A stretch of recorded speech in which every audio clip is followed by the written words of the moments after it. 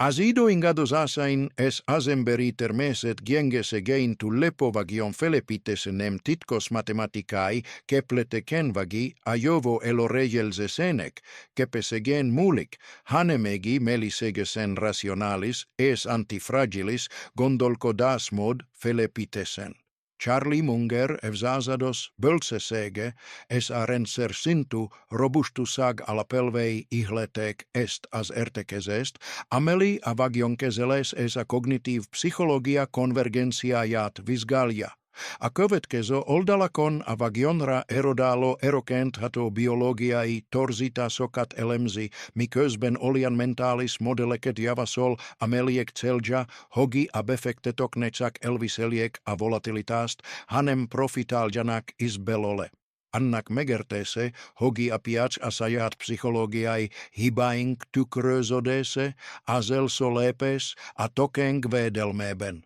It kesdodik as intellectualis suverenitas fele vezeto ut, ahol a fegielem, aturelem es ahibak kikus sobeles valik, a tartos penzugi sabatsag vegso irani tujeve, ahos hogi megertsuk a gazdagsag valodi termesetet, elos sör is megkel sabadita nunc elmenket aleg primitiveb illusioktol. Es el kel fogadnunc hogi evolutio sterveses serint biologiai gepec vagiunc, amelieket a savannan valo tulelesre programostak, nem pedig arra hogi egi complex, globalis tos den boldoguljonc. Charlie Munger mindigis hangsuljosta, hogi a penzugi sicer nem anagiob technicae intelligentia cerdese, hanem incaba systematicus butasagra valo alaxoniab hajlam. Alegdob befecteto nem azert val kudarkot mert nem tudja, mit vegien, hanem azert mert nem tudja kontrollalni sajat biologiai impulsusait, amikor a környezet elensegese vagi euphorikusa valik. As emberi itelokepesek psychologiájának megértése ezért aleg fontosabb védekező várárok, amit bárki epíthet. Ha nem látott a repedéseket a saját gondolkodási folyamatodban, akkor semilyen token nem fog megmenteni a belső elfogultságaid következményeitől a legnagyobb nyomás idején. Az elszofo akadali a racionalitás útján az ösztönzési torzítás egiolian ero, ameli meg alegos cinteb es legsenialisab embereket istelgesen teves következtetések revezetheti, ha a megelhetésük múlik rajta. Munger azt mondta, szóhane kérdezd meg a borbelit, hogi szükséged van-e hajvagászra, ez a mondász a pénzügyi világ minden szegletere igaz.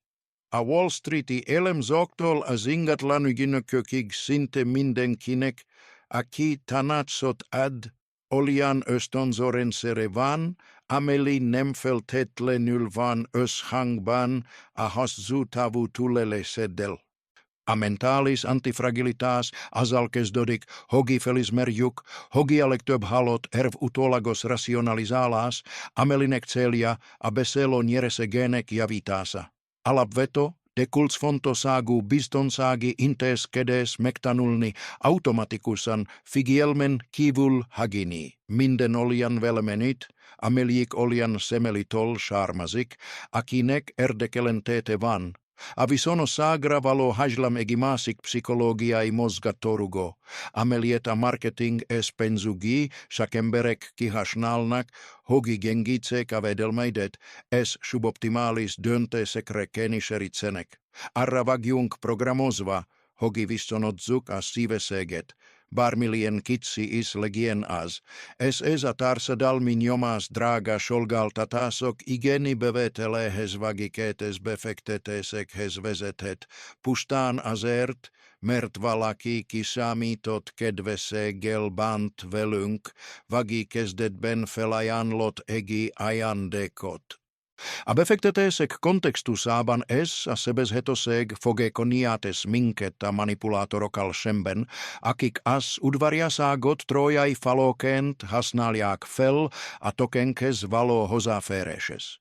Egi rationalis gondolko daasi rentsernec tudatos tus falat keltartal masnia et arsa dalmin jomasokelen, meg keltanul nunc elvalastani assemelies interactiocat as usleti logicatol.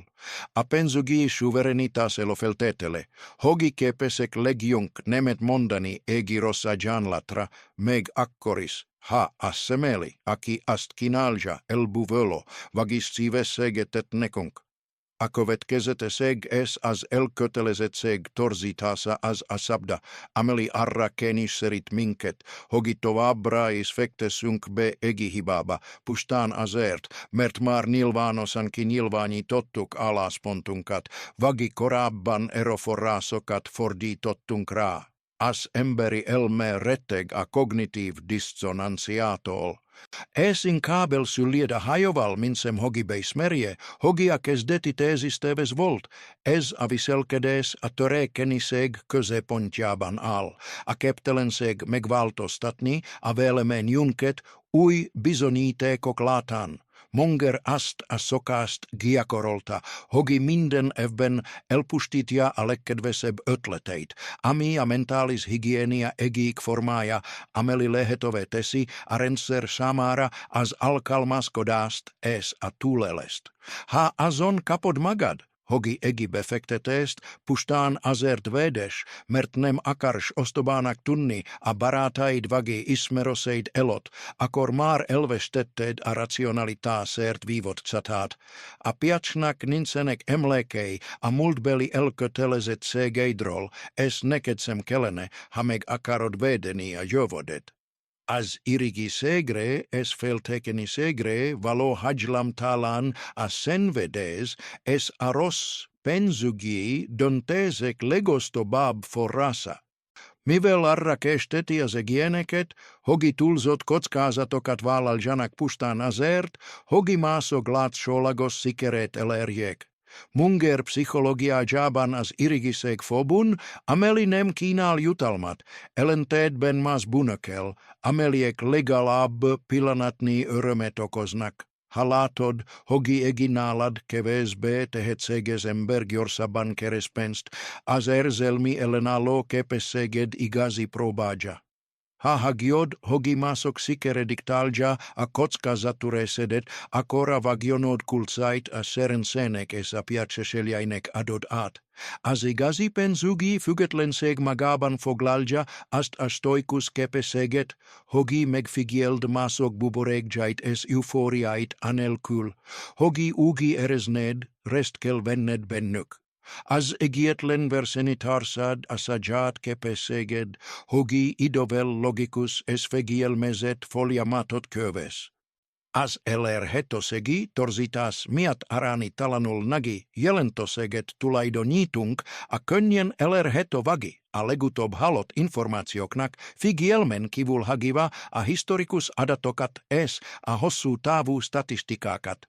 Es a cognitiv korlatosas ara kestet minket, hogi tulreagaljuk a napi hireket, legien show akar egi ui technologia val kaptsolatos optimismus kitores rol, akar egi geopolitikai esemeni miati hirtelen panikrol, as antifragilis befekteto elenorzolistak, hasnaalataval es, a gazdasaktor tenet meli rehato tanulmanio zasaval kuzdile est a hailamot, ami olian perspektivat ad nekik, ami alegdöb embernek hianizik. Azzal, hogi megerjuk, hogi a selsoseges esemeniek ritkák, de elkerül hetetlenek, es hogi amai hírek öt ev mulva irrelevansak lesnek, elkerül hetjuk as impulsív döntéseket, ameliek elpustitiák a kamatos kamatot.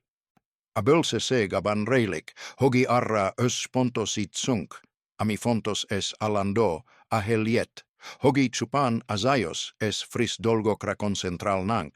A contrast torzitas as, ami miat egi ros befektetest, jonak erzekelunk, egi seruen azert, mert valami vel job. Mint egi katastrofalis opsio, amit epen most ertekeltunk. Atsalok esas alaksoni sintuerte kesitok esta teknikat hasnaljak a megi telesunk manipulala sara elos sör egi absurd modon draga ajan latot tesnek nekunk hogi amasodik alkunak tunjon annak elenere hogi meg mindig tuulertekelt. A portfolio tervezes ben ez a torzitas sebes hetovetes minket adzal shemben, hogi közepseru esközöket, va saaroljunk piaci visaeses idejen egiseruen azer, mert olkso bak, mint egi honapal ezelot, anelkul, hogi figielembe venenk a valodi belso ertekuket. Egi rationalis gondolkodo minden lehetoseget absolut ertelem bene sa competencia corehes kepest ertekel, nem pedig a multbeli arakos vagi onkenies horgoniojos kepest, as antifragilitas mec coveteli, hogi as erte crenserunk belso es robustus legien, ne pediga piakaltal na ponta rangzuditot contrast truköktol fugion. Atekinteli hatas arra kestet minket, hogi vakon sunk, za kertoket, vagi elismert shemeli segeket, esa kritikai gondol kodas felelo seget olianokra ruhadzuk akik draga öltönit viselnek vagi rangos diplomaval rendelkeznek. Munger mindig is erosen kritikusan vison jult as akademiai vilaghos esa penzugi gurukhos ramutatva, hogi sokelmeletuk elegans. De agia korlatban hassontalan. A shelso seges, töre keni seg a korkeletkezik, amikor a vagionodat egi olian rend zerre bizod, ameliet nem ertes, egis seruen azert. Mert egi tekinteli bistosicia, hogi bistonsagos, ahos, hogi antifragilis legiel, kikel feilestenet asajat, mentalis model ratsodat, ameli lehetovetesi, hogi masok alitasait, a logika es avalosag ala pelveihes kepest elenorist. Ne fogagel olian befektetesi tesist, amelietnem tuds elmagia razni egitize vesnek, as igazitekinteli a bisonite kokbol es as eredmeniek bol fakad, nem atarsa dalmi status bol vagi as akademiai kepesite segbol, a tulzot optimismus ra valo hailam esa kontrol illusioja, arra kestet minket, hogi ast higiuk, job soforok, job befektetok es serensesebek vagiunk as atlagnal, amimiat figielmen kivul hagijuk as sukseges biston sagi rahagia sokat. Esa biologiai arrogancia as, amilehetove tesia penzugi buborekok absurd mere tekre valo növekedeset, mielot pustito erovel kipukkadnanak. A psychologiai antifragilitas, eges seges, adagniers realismus digeniel. Allegros sab forgato conivre quel felce sulnunc, micosben alleg jobat remeliuc, ha felis meriuc, hogi a serense repetiatsic, a sicerben, es hogi a iovo eredendoen kisa mita tatlan, arra kenisherit minket, hogi olian vedekeso mechanismus okat epitsunkki, amelieket masok euforia jugban suksegtelennek tartanak. A tulzot önbisalom aromlas elofutara, as intellectualis alazat a tuleles alapia, sohane feltetelezuk, hogitelges mertekben uraljuk egi olian össetet es ingatagrencert, mint a globalis gazdasag. A Lollapalooza effectus, kifejezest monger alkottameg anak leira saara, hogi mitörtenik, amikor ezek közül a pszichológiai elfogultságok közül többegi szerre hat ugyanabba az irányba. Egi kollektív irrationalitasi erot hozva letre. Amelinek sinte lehetetlenelen alni. Est látjuk sektákban, bankrohamokban est tosdeimaniakusokban, ahol a társadalmi nyomás, a gazdasági ösztönzökes, a vesztesegdol való félelem együttesen felülírja az emberi ítélőképességet. A jelenség megértése a végszó védekezés, ha felismerjük, mikor alakul ki a Lollapalooza effektus, akkor elkerülhetjük a veszelit, mielőtt a tömeg a sakadékba zuhanna. Az antifragility nem csak az egyéni hibák elkerüléséről szól, hanem arról is, hogi felismerjük az emberi butaságrendszer szintű viharait, ez jo messze el távolodjunk az útjukból. A rationalitas a horgonia a collectiv orulet tengereben, ameli minden generatioban masmas formabanis metlodik. Akivansi sagra valo hailam paradox modonas egiik, legeros eb antifragilitas eskös, amelielas emberek rendelkesnek, felteve. Hogi a valosag alapveto törvényének megértesére irányul, esnem a piacmulando zajara. Munger hangsuljosta hogi egi kivansi ember, aki foliamatosan igieksik megérteni a dolgok, miertjet, olian mentalis strukturat feilestki, ameli kepes joval, a tömegek elot felismerni as anomaliakat es ale hetosegeket. As intellektualis törekeniseg akor keletkezik, amikor abahagijuk a kellemetlen kérdések felteveset, es as uralkodó konsensust absolut igazságként fogadjuk el. A multidisciplinaris kívánsiság a polasával, a pszichológia, a mernyoki tudományok es, a történelem ismereteinek integrálasával egi olian kognitív biztonsági hálód hozunk létre, ameli lehetővé teszi, hogi eligazodjunk a stukláttukörű sakembereket megbenító valságokban. A kívánsi elmesoha nem hagija abba a tanulást. Esa tudas összetett érdeke szerint ez a felhalmozott tanulás a legértekesebb, ez az inflációval szemben legellenállóbb eszközzé válik. A veszteseg kerülés, torzítása egi evolúcióz hajtóero, ameli miatt a pénzügyi veszteseg fájdalmát kétszer olian intenzíven érezzük, mint az azzal egyenértékű nyereség örömét, gyakran megbenítva minket a kritikus pillanatokban. Ez a torzítás a szélsőséges törekeniség forrása, mert arra kestet minket, hogi a zuhanó eszközökhöz ragaszkodjunk, egi soha el nem érkező felendülés reményében, csak hogi elkerüljük a veszteség felismerésének érzelmi fájdalmat. Az antifragilis befektető arra idomidja az elmézet, hogi a vesztesegeket adatként, ne pedig semmeljessebbként tekintse, es megérti, hogi a toke egizeruen az eroforras elostas eszköze. Ha a befektetési tesis halot, akkor a pénz megtartásának alternatív költsége sokkal jobb, mint a hiba beismerésének fájdalma. Ennek a biológiai akadálinak a leküzdése szinte mechanikus fegyelmet igényel, ahol a döntéseket a várható jövőbeli érték, nem pedig a múltbeli vételár alapján hozzák meg. A társadalmilag kiemelkedő dolgokra való túlzott reagálás magyarázza, miért képesek a pénzügyi divátok és a divatos kriptovaluták milliók figyelmét és tokejét felkelteni olian kevés valódi tartalommal.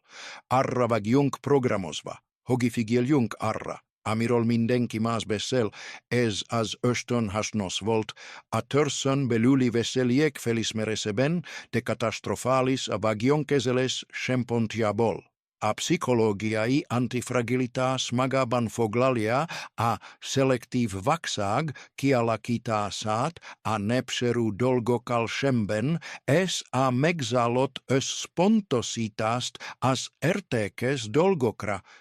Manger mindig is sodalta azt a képességet, hogi figyelmen kívül hagyja a zajt. Ez a pénzügyi kimutatásokra, ez a gazdasági várárok minőségére összpontosítson. Ha egi befektetés működéséhez az emberek többségének egyetértésére van szükség, akkor az eredendően törekeni. Az igazi vagyon gyakran szentben épül, távol a társadalmi kiemelkedés és a szenzációhajhás címlapok ragyogásától. Az utólagos bölcsesség torzítása az, ami miatt azt hisztük, hogi egészemény már megtörtént, és az kezdettől fogva teljesen előre látható volt, ami hamis biztonságérzetet kelt bennünk a jövő előre jelzésének képességével kapcsolatban. Ez az torzítás veszélyes, mert alábecsüli a véletlen és a bizonytalanság szerepét a piacokon, ami arra kestet, hogi legközelebb túlzott kockázatot vállaljunk abban az illúzióban. Hogi ezúttal is láttuk, hogi ez bekövetkezik. as antifragilis gondolcodo felis meri, hogi avilag velet lenseru esse ex orosata, es hogi esec mult bellicicere legala banira asseren senec, mint acepe segnek que son hetok voltac. Esert soha nemagiac fel biston sagi protocol jaicat, meg egi el huso doniero sorosat utansem. As a serenis eg fentartasa, hogi nem tudjuk, mi fog tortenni holnap, annak elenere, hogi milien könjunek tunik meg magiarasni, ami tegnap tortent, egi olian befectetesi renser alabja, amelituleli a ciclusocat. As alkohol es drogfogiastasra adot valas reactio, egi olian pont, ameliet munger brutalis comolisagal targial nem moralismus bol, hanem apenzugi es mentalis tuleles pusta logicaia bol.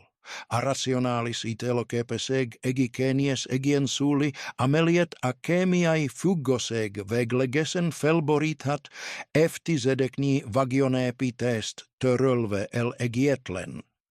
Akarosodot itelo cepeseg idoshakaban. A fugosegek altal eloideset biologiae törekeniseg a legior sab ut a romlas kotskaza tahos ameliet olian ketseg bi setten elkel kerulnunk. Egi antifragilis rentser megköveteli, hogi asel sodleges usemelteto, asagiunk, mindig optimalis mucodesi alla potban legien. Egi olian vilagban, amelitelevan zavaro tenjesokel es könjumenekulesi utvona lakkal, a josan sag esa mentalis tista sag fentartasa, hatalmas versenjelonit gelent. A semelias eletunk ben tanusitot fegielem kösvetle nul a portfolionkban is gelen van. As egiik teruleten valo kontrol hiania elkerul hetetle nul at sivarog amasikba giengitve as eges eronket. A representativitas torsitas arrakestet minket, hogi egi esemeni valo sinus eget a mult belli esemeni ekhes, valo hasonlo sag alapian iteliuk meg, figielmen kivul hagiva a valo sinus examitas es a statistika alabveto törvenieit. Peldaul ha egi vallalat as elmult harom evben giorsan növekedet, hailamosak vagiunk feltetelesni, hogi es a representativ, jelege, elfeleitve, hogi as atlagos visaeses a penzugi universum egiik legeroseb erege. As antifragility mekkoveteli tolunk, hogia fels zines latsat mögenesunk, es elemedzuk a kemeni adatokat es as alapul solgalo östonzo strukturakat, ne felte teledzuk, hogi a jövo a közelmult tukreles. Felte teledzuk, hogi a valtozas as egietlen allando. Adzal hogi nem bisunk a linearis trendegben es a töres pontokat keresuk megvedjuk magunkat amikor a representativ narrativa össeomlik es a valosag telies correctios erovel feluti a feiet. A stressbe folia solasi tendencia cults fontosagu annak megerte sehes, hogi miert valanak kudarkot meg, alekjoban kidolgozot tervekis, amikor aniomas fokozodik, mivel a chronicus stress adrenalin es cortisol fel sabadulasat valjaki, el homalio sitja, a prefrontalis kerget es östonös kus divagi menekulji. Reaktiokat aktival. Egitorekeni befekteto alando stress alat muködik a tokeatte telvagi a liquiditas hiania miat, garantalva hogi aleheto legrozab donteest hodzameg amikor a piac össeomlik. Ahos, hogi antifragilis legien, ugi kel megtervesnie as eletet, hogi minimalisalia, a feles leges strest, olian seles biston sagi savot tartva fen, hogi as aringados asok ne befolia soliak, a pulzusat vagi as alvasat, as a kepeseg, hogi nyugotan gondolko John, amikor a vilag eg, tessi lehetove anagi kapitalisták sámára, hogi akor is vásár oljanak, amikor ver foljik az utcákon. Ha a befektetesi rendsere allando sorongast okos, a problema nema piac, hanem az érzelmi és pénzügyi struktúrája törekeni sege. as tekintel jelvusegi torzitást sulios bidja a babonás hailam, ahol as emberek magicus mintákat vagi titkos formulakal rendelkezo gurukat keresnek, hogi elkeruliek a rationalis gondolkodás es a penzugi kimutatások elemzésének nehez munkáját. Profétákat keresünk a Wall Streeten, mert a jövő megrémít minket, es a hamis bizonioságot rézesítsük, eloniben az osinte bizonytalan szágal semben. Az antifragility a babona es a semeli kultus telies elutasitasabol fakad, empiricus igazolason es vas comuves logikan alapul. Munger arra surgetet minket, hogileg junk sajat elemzoink, ne bizunk a makrogazdasági elorejelzesekben, es arra öspontositsunk. Ami megismer heto, egi vallalkozás ertekere es vezetésének minosegere, azzal hogi kikussoböljük annak szükségeséget, hogi valami külső dologban higgyünk, sebezhetetlené válunk a megtévesztésekkel es manipulációkkal szemben, amelyeket azok szenvednek el, akik egi tisztán valószínűségi világban varázslatos irányítót keresnek. A megfostási hiba hajlam, akkor fordul ello, amikor valaki elveszít valamit, amiže már volt, vagi majdnem volt, ez túl reagál, hogi visszaseredze, gyakran sokkal nagyobb kockázatot vállalva, mint amire eredetileg számított. Ez a szerencsejátékos szindrómája, aki megpróbálja visszaserezni a veszteséget az este utolsó fogadásán, vagia befektető igi zuhanores venire atlagosan fogi, puštán a null saldo elerese erdekében. Ez a halálos törekeniség forrása. Az antifragility megköveteli a veszteség stoikus elfogadását es azt a képességet, hogi elmenjünk, amikor az esélyek megváltoztak. A toket eszköz, nem trófea, ha egi része elvesztik, az egyetlen dolog, ami számít, a maradék védelme es a legjobb új lehetőség keresése. A piakkal szembeni bosszú vágia egi oljan erzelem, a melicák gyorsabb es fájdalmasabb romláshoz vezet. Végül az érzek szervi associációs tendencia arra kestet minket, hogi a múltbeli sikereket irreleváns tényezőkhöz, például egi fényűző irodához vagi, egi extravagans életmódhoz köszük, és ezeket a gazdagság okainak, nem pedig mellek termékeinek hisztük. A törekeniség akkor keletkezik, amikor megpróbáljuk utánozni a gazdagság látszatát, mielőtt szilárd, antifragilis alapot építenénk rá. Munger és Buffett évtizedek óta ugyanabban a szeréni otthonban élnek, mert megértik. Hogi a luxus gyakran egi oljan figyelemmel terelés. Ameli felemesti a toket es elhomaliosítja az ítélőképességet. Az igazi gazdagság láthatatlan, el nem költött pénz, a meg nem hozott döntések, és a szabadság, hogi senkit sem kell lenyűgöznöd. Azzal, hogi megszakítjuk a költekezés, és a siker közötti összefüggést. Megszabadulunk a társadalmi nyomasztól, és minden erőforrásunkat az egyetlen fontos célra összpontosíthatjuk. Vagyonunk megszakítás nélküli növekedésére az örök túlélés logikája szerint. Az ellenséges viszonossági torzítás, a hála romboló ellentete. Ez a biológiai hajlam, hogi az agresszióra azonos vagi nagyobb mértékű agresszióval válaszoljunk, ami az üzleti világban gyakran költséges perhezés árháborúhoz vezet, amelyek minden érintett számára értéket rombolnak. Munger arra figyelmeztetett, hogi a haragvagi a bosszúvági pénzügyi döntéseket diktáló hatása a szélsőséges törekeniség egyik formája, mivel elhomaliosítja a költség-haszon elemzést. Egi antifragilis befektető stratégiai közömbösséget gyakorol, ha egi partner elarulja. Vagi egi versenitars tisztességtelenül jár el, objektíven értékeli a helyzetet, és azt az utat választja, amely minimalizálja a toke, és időveszteséget. a heliet, hogi draga erzelmi kielegu est keresne. Alelki bekenem supaan spiritualis alapot, egi gazdasagi eskös, ameli lehetove tesi, hogi eroforrasait a tokesitesre ösponto sitsa, mikösben versenitarsai energiajukat olian konfliktusokra pazaroljak, ameliek nem teremtenek erteket. As uidonsaag iranti kivansisaag, sebes hetove tes minket, as uikorteves meievel, shemben miserint ast hiszyk. Hogi a hagiomanios gazdasági sabáliok már nem ervényesek, a disruptív technológiai változások miatt. Ez a felreirányított kíváncsiság arra kezdett minket. Hogi feladjuk a kipróbált ez bevált gazdasági várárkokat, ez a végtelen növekedés ígéretével üldözzük a veszteséges startupokat. Az antifragility azonban azon, az elven alapul. Hogi az emberi természet ez a számvitel alapjai megváltoztathatatlanok.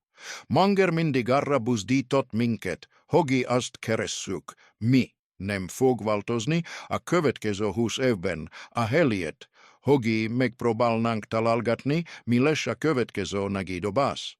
Azzal, hogi vagyonunkat az alapvető emberi szükségletekhez és a versenyelőnyök fenntartásához kötjük, megvédjük magunkat az elavulástól. Az igazi intelligencia nem az új felfedezésében rejlik, hanem abban.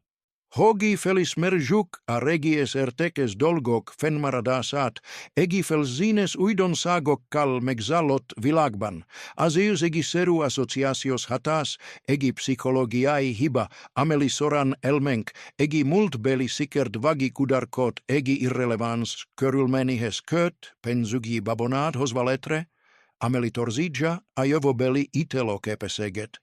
Például, ha egi golfpállyán, egi barátod által ajánlott rezvenien keresel pénzt, az agiad tévesen, a golfot vagi az adott barátod, a pénzügyi sikerrel társíthatja. Ez az elfogultság sebezhetové tesz, mert elzakít a valódi okozati elemzéstől. A döntéseket nem létező minták alapján kezded meghozni a heliet, hogi megalapozott, üzleti logikára alapoznát. Ennek leküzdésére a racionális befektetőnek szigorú attribúciót kell gyakorolnia, minden egész sikert elemezve hogi elválassza a szerencsét a képességtől. Ha nem tudod pontosan azonosítani a profitot generáló gazdasági mechanizmust, akkor feltételezned kell, hogi a véletlen volt, ez nem szabad haginod, hogi ez az eseményi befolyásolja az önbizalmadat vagi a jövőbeli döntéseidet.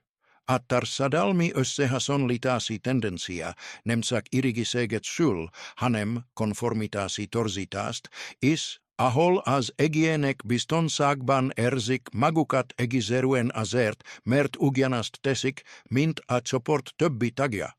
A pénzügyekben ez csordaviselkedése alakul, ameli buborékokat fúj fel és pánikot szúlyosbít.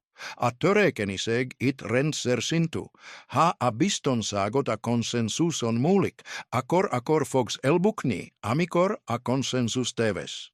Munger hangsúlyozta, hogi ahhoz, hogi sikeres befektető legiel, hajlandónak kell lenned hosszabb ideig bolondnak vagi remetenek tunni. Az antifragilitás megköveteli a mentális modelljaid belszóvalidálását. Ha egi vállalkozásról szóló elemzésed megalapozott, ez a pénzügyi kimutatások is alátámasztják, akkor az aténi, hogi a piac nem ért egiet veled, nem fenyegetés, hanem potenciális lehetőség. Az igazi pénzügyi szabadság azon a napon kezdődik, amikor a bahagiod a tömeg jóváhagiásának keresését befektetési döntéseidhez. A felelőtlen optimizmus torzítása, az a tendencia, hogi az alap kudarcsaranyokat figyelmen kívül hagyjuk egi hossies semelies narratíva javára, ami a diversifikáció hiányához és a tokeatetel veszélyes használatához vezet. Sok vállalkozó és befektető úgy gondolja, hogi ok a kivetelek a szabály alól figyelmen kívül hagyva azt a tényit, hogi az új vállalkozások 90%-a az első évtizedben szedbe megi. Egi antifragilis renser edzel schemben mucodesi pessimismust alkalmas. Feltetelesi, hogi a dolgok rossul fognak menni, hogi a bevetelek elmaradnak as elorejelzesektol, es hogi a koltsegek meghalajak a varakozasokat. Adzal hogi penzugi eletedet ezen konservativ feltetelesesek serint tervezed meg, egi olian bistonsagi halot hozol letre, ameli elnieli avalosagot. Nemkel senine glenet, ha egi seruensak kepes vagi tulelni azokat a hibákat, ameliek elpustitiak a felkesuletlen optimistákat. A tuleles a vegso giozelem egi olian körniesedben, ahol a legtöbb ember tulzot önbizalom es, a realismus hiania miat kizaria magát. A fajdalomra es megvonásra adott válasz reakció, ahhoz vezethet, amit Munger stresstelített szegnek, nevezett. Egi olian alapotos, ameliben as elme feladja, es elfogad barmilien giors megoldast. Barmilien rombolois legien as, hogi megalitza as azonnalisen vedest. Liquiditasi valsagban es as elfogultsag arrakesteti as embereket, hogi legjob eskozeiket erte kuktore dekert adjak elkiseb adosagaik fedezese erdekeben, vagi ussora felteteleket fogadjanakel, ameliek hossu tavu romlasukat garantaljak. As antifragilitas valsag elot epylfel, kikussobölve annak lehetoseget, hogi ebbe as selsoseges sebes hetosegi alla podba keruljung. Azaltal hogi adosagmentesek vagiung es dobletartale kokal rendelkezunk, a koris megorizukas iranitaast a mentalis kepese geink felet, amikor maasok biologiai tulelesi modban muködnek. Asa kepeseg hogi nekeni seritsen minket kselekvesre a penzugi faidalom, a vegso luxus es a legnagiob vedelem a ragadozok elen, akik maasok ketseg besese bol probalnag hasnot húzni. A narratív torzitas arakeni serit minket, hogi koherens, linearis történeteket alkosunk, hogi megmagyarázuk a nagirést kautikus es véletlen szerű világot, jobban szeretjük a jól strukturált hazugságot arról, hogi miért ment fel ma a tozde, mint az osinte igazságot, amelyet senki sem tud biztosan. Ez a történetek iránti igényítés minket sebezhetővé a szarlatánokal szemben, akik meggyozo retorikába burkolt jövőképeket árulnak, egi antifragilis befektetőnek, történet skeptikusnak kell lenni, mindig keresve a nyers adatokat és a mögöttes ösztönzöket, amelyeket a narratíva megpróbál elrejteni. Munger arra tanított minket, hogi legjünk óvatosak a sillogo PowerPoint prezentációkkal, és a pénztárgép valóságára összpontosítsunk. Ha egi befektetési tézis egi összetett történetre épül a jövőről, az valószínűleg fikció. Ha a valós profitol és a mai dominans piaci pozíciótól függ, akkor van valami szilárd, amire építhetünk. A tévés tekinteli befolia strenge, ma abban nyilvánul meg, hogi olian penzugi influencerek követik oket, akik karizmával rendelkeznek, de nincsenek eredményeik vagi szilárd mentális kereteik. A gyors információ áramlás korában a sikerlátszatát összetévestik a valódi kompetenciával, ami egi újabb törékenységi réteget teremt a fiatal befektetők számára, akik az adósságból vagi átmeneti szerencséból finanszírozott fényűző életmódot követik. Ahhoz, hogi antifragilis legiel, alkalmaznod kell a hosszú életsurojet. Ne hallgass senkire, aki nem elt túl legalább két teljes piaci ciklust ép toke jével. Az igazi tekinteli nem a követők számában rejlik, hanem abban a képességben, hogi évtizedekig megorizd a racionalitást és a fizetőképességet. A nepseruseg zaja es a felhalmozot, böltseseg jele közötti, különbség tétel meg tanulása napjainkban, az egyik legnehezebben, ez legszükségesebben fejleszthetőkesség, a hamis konszenzus torzítása, miatt túlbecsüljük, hogy mások mennyire értenek egyet a saját hiedelmeinkkel, ami oda vezet, hogy figyelmen kívül hagyjuk a hirtelen bekövetkező kockázatokat, ezt nem kesülünk fel a közvélemény vagi a kormányzati szabályozás hirtelen változásaira. Azt hiszük, hogy a világnézetünk, a norma. Ez meglepodunk, amikor a politikai vagi gazdasági valóság váratlan fordulatot vesz. A mentális antifragility megköveteli tőlünk, hogy aktívan keresszük azokat az intelligens embereket, akik nem értenek egyet velünk, és nyitott elmével hallgassuk meg érveiket. Munger azt szokta mondani, hogy nem érzi magát jogosultnak egy véleményre valamiről, amíg jobban nem tud érvelni ellene, mint az ellenfelei.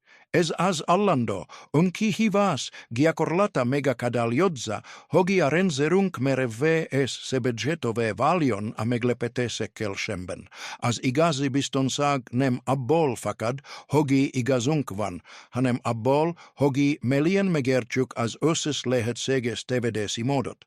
Végül a használjuk, amit nem használunk, trend mentális képességeink szorvadását írja, amikor felhagyunk a kritikai gondolkodás, és a szigorú elemzés gyakorlásával és döntéseinket algoritmusokra, vagi tanácsadókra bízunk, hanem gyakoroljuk a mérlegolvasás és az üzleti modellek megértésének képességet sebezhetővé válunk a megtévesztés és az elavulás ellen.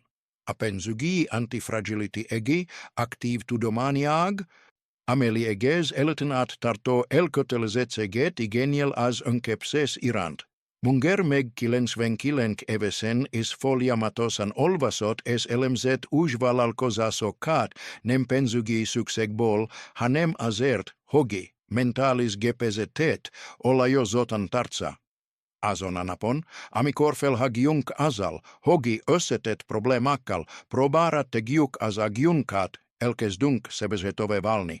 A tartós gazdagság egi olyan elmemellek terméke, amely soha nem engedi meg magának alustaságot, hogy felhagyjon az önálló gondolkodással, és megvédi intellektuális suverenitását az idő entrópiájával szemben. A cselekvési torzítás egi pszichológiai kéniszer, amely arra késztet minket, hogy beavatkozzunk, és folyamatosan változtassunk befektetési portfóliónkon, pusztán azért, hogy eredzzük az irányítást, különösen a magas volatilitás időszakaiban. Munger megfigyelte, hogy a legtöbb befektető nem tolerálja az inaktivitást, ami arra készteti oket, hogy a pánik elszójelére minőségi eszközöket adjanak el, vagiket és új termékeket vásároljanak, csak hogy elkerüljék a kimaradást. Ez a hiperaktivitás a törékenység hatalmas forrása, mivel növeli a tranzakciós költségeket, a hibázítélőképességet és a szükségtelen adókötelezettségeket.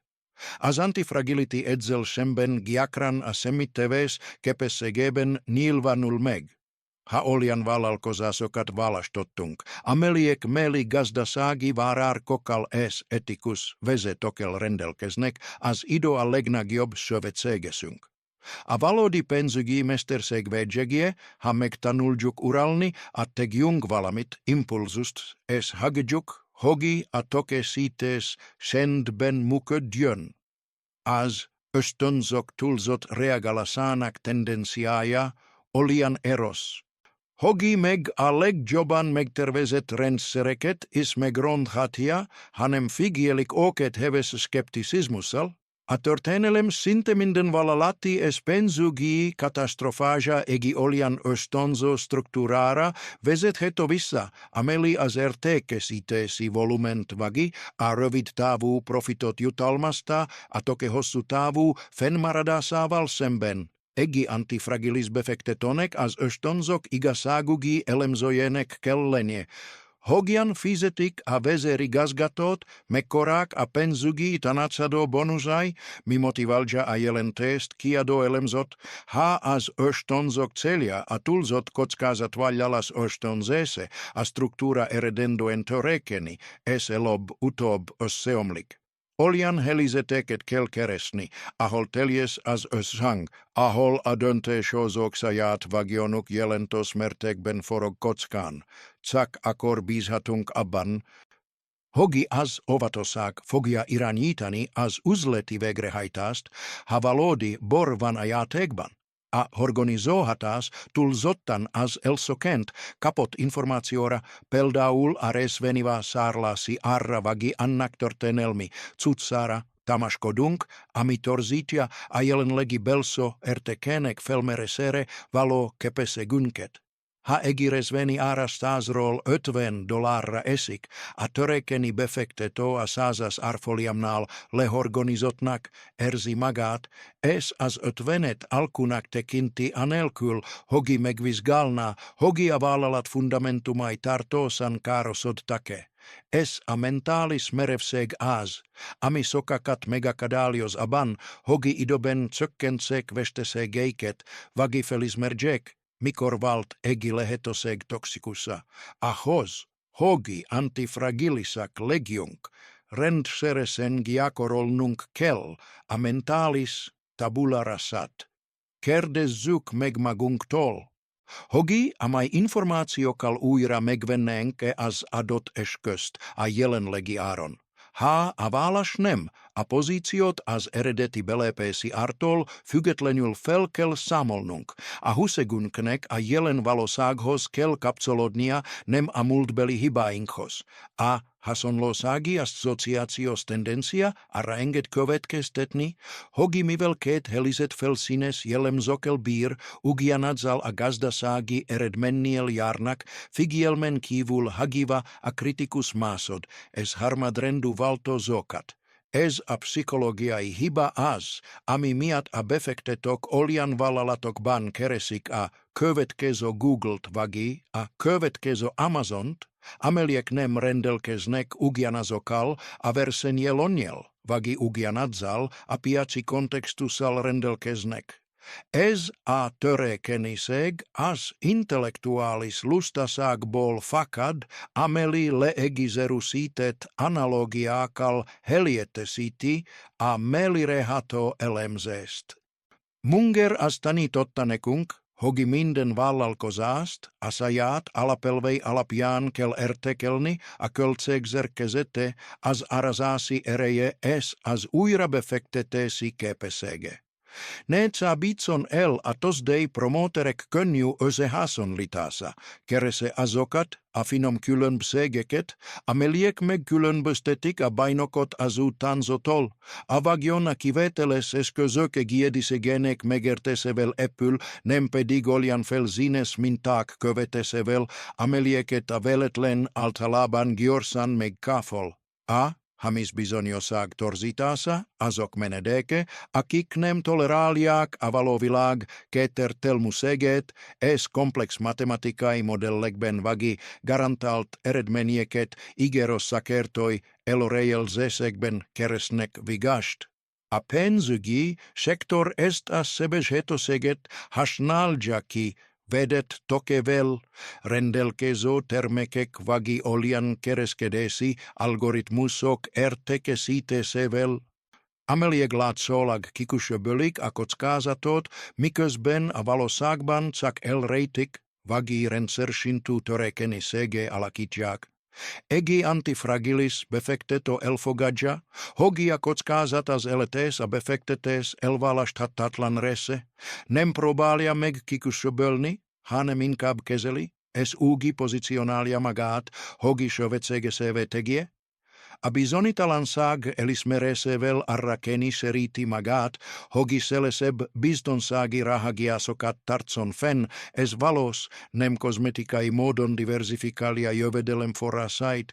Az igazi biztonság nem a volatilitás kiküszöböléséből fakad, hanem a struktúrája robustusságából, hogi ellenálljon neki. Eskihasnalia ast, amikor a bisoniosagot keresok panikbaisnek, as akut stress sbefoliasolasi tendencia megmagiaradza mierd hoznak katastrofalis penzugi dönte seket as emberek egi össe omlo piats elso perceiben, ovagi miutaan varatlanul ros hiireket kapnak.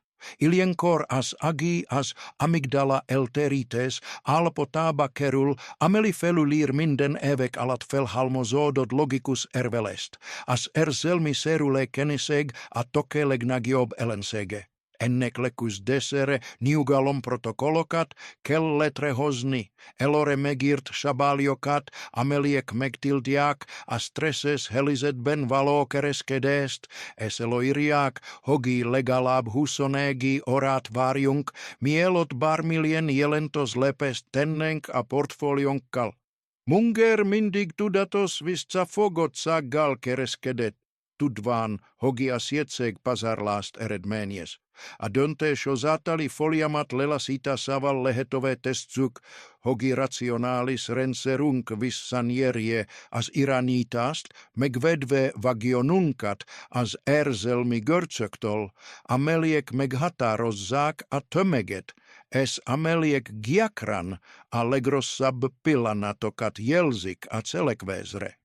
A megerositesi torzita stalan a legalattomosab mind közül, mivel arra kestet minket, hogi aktívan keressuk azokat az információkat, amelyek alátámasztják jelenlegi hiedelmeinket, es figyelmen kívül hagyjuk vagi hiteltelenítszük azokat a bizonyítékokat, amelyek ellentmondanak nekik. Ha megvagyunk győződve arról, hogi egi befektetés brillians, azelmenk csak a pozitív híreket suriki, egi vishankamrát hozva létre, ameli elvakit a növekvő kockázatokkal szemben. Ez a tökéletes recepta selsoséges törekeniséges, egi befektető, aki vakon setál a meliség fele. Az antifragility megköveteli, hogia saját magunk leghevesebb kritikusa legjunk, aktívan felkelkeresnünk a legintelligensebb embereket, akik ellentétes nézeteket vallanak, es meg kell próbálnunk teljes őszintességgel megérteni a logikájukat. Ha nem tudjuk meggyőzően cáfolni az érveket, akkor a helizetünk törekeni, ezt csökkentenünk kell a kitetségünket. Az igazság nem fel a megkérdőjelezéstől, de a vagyonunknak felnie kell az intellektuális önelégültségtől. Az elérhetőségi kontrast hiba tendencia. Akkor fordul elő, amikor egi jelenlegi lehetőséget egi nem régiben kivetelesen jóvagi rossz lehetőséggel hasonlítunk össze, sem elől tévestve a történelmi átlagokat és az alaphozamrátákat. Ha éppen most tapasztaltunk meg egi 50%-os éves nyereség sorozatot, egi stabil 10%-os hozam elfogadhatatlannak tunik, és arra kestet, hogi szükségtelen kockázatokat vállaljunk a könnyűsiker érzésének visszaszerzése érdekében. Ezzel szemben egi válság után minden kockázat túlzottnak tunik, ami miatt generációs lehetőségekről maradunk le a fájdalom friss emléke miatt. Egi antifragilis rendszer hosszú távú történelmi adatokat használ horgoniként felismerve, hogi az eufória és a depresszió átmeneti eltérések az átlagtól. Azzal hogi leválasztjuk az elvárásainkat a közvetlen múltról, és évtizedeknyi statisztikai valósághoz rögzítjük azokat, elkerüljük az érzelmi ingadozásokat, amelyek elpusztítják azt a következetességet, amely a kamatos kamat virágzásához és fenntartásához szükséges az idő múlásával. Az elsüllyed költségek tévhite, rossz üzleti kapcsolatokhoz, szakutcsába jutott munkához, vagi kudarcba fulladt befektetésekhez köt minket, egészszerűen a már befektetett idő és energia miatt. Az emberi elme eles fájdalmat érez, amikor felúton felretes egi projektet, és a változtatást személyes kudarcnak, nem pedig szükséges korrekciónak érzékeli. A penzugi antifragility azonban pragmaticus jövőképet igényel. Amimar el költöt, az örökre elvesztett. Szakaz shamit, hogi aleheto legjobban kihasználjuk a következő percet a következő dollárt. Munger arra buzdította követőit, hogi legienek tanulógépek. Ameliek nem felnek elvetni, a régi ötleteket vagi elveszíteni, a pozíciókat. Azzal, hogi megszabadulunk a múlt terhétől, agilisáválunk, képesek leszünk erőforrásainkat oda irányítani, ahol valóban értéket teremtenek. A gazdasági háború megnyerése érdekében a rossz csatában való feladás képessége a bölcsesség egyik legnagyobb megnyilvánulása. Ezt az értékezést az öregedésre való hajlam az ítélőképesség elszorvadása. Című írással zárjuk, emlékeztetve arra, hogi a mentális antifragility nem egi erőfeszítés nélkül elérhető és fenntartott alapot, hanem egi olyan fegyelem, amelyet az utolsó leheletünkig gyakorolni kell. A felhalmozódott sikerveszélyes önelegültséghez vezethet, amely elfelejteti velünk a túlélés alapvető szabályait, amelyek a cuccra juttattak minket. Munger, joskaan százévesen, vasmarokkaal teli intellektuális fegyelmet tartott fenn, nap mint nap olvasott, vitatkozott és megkérdőjelezte saját mentális modelljait. Az igazi gazdagság az, amelyet az ember saját butaságával és biológiai elfogultságaival szembeni állandó racionális éberségved. Ha integrálni tudja ezeket a tanulságokat, és olyan rendszert építeni, amely nem szak ellenáll a kaosnak, hanem tanulas és körültekintés revén meg is erősödik általa, akkor eleri az igazi függetlenséget. Nem szak gazdag lesz, hanem megszabadul saját elméje láncaitól is, biztosítva a bölcsesség és a stabilitás örökségét örökre.